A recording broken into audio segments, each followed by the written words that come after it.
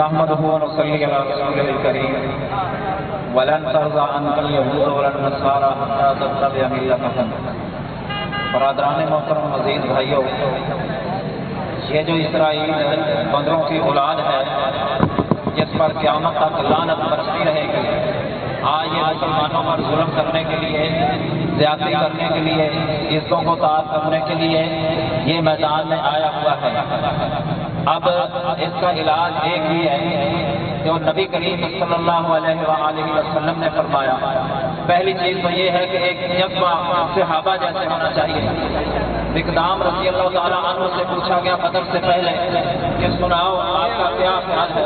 فرمایا ہم موسیٰ علیہ السلام کی قوم والے نہیں ہیں کہ جب انت وربک فقاتل انا ہاہنا قاعدون۔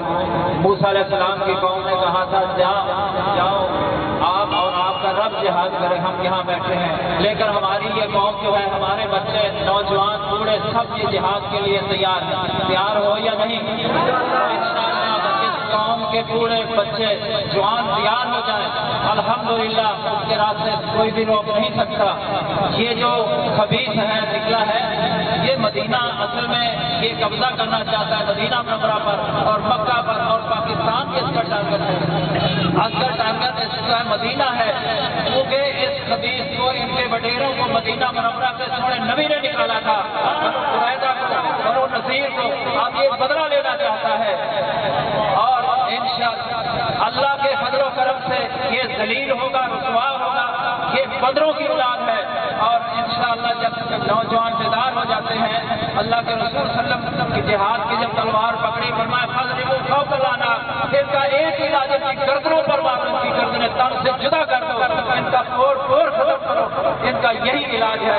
اس لیے میں اپنے بیٹوں سے، بھائیوں سے یہی گزارش کرتا ہوں کہ مرکزی جمعیت اہل حدیث کی طرف سے میں اتنا سا خادم ہوں، تیار ہیں آپ بھی تیار ہیں سب؟ انشاءاللہ ہم تیار ہیں، اللہ تعالی ہمیں نصیب جزاک اللہ۔ اب میں آپ سے خطاب دوں گا